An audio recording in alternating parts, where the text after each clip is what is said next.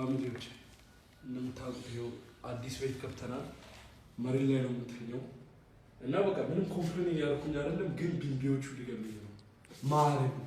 ቢያሰቃዩኝ ማለት ነው። ሁሌ ሹራብ አድርጌ ነው የምተኛው እዚህ ጋር ምናምን እንዳይረክሱኝ፣ ግን እጄን በቃ አሰቃዩኝ።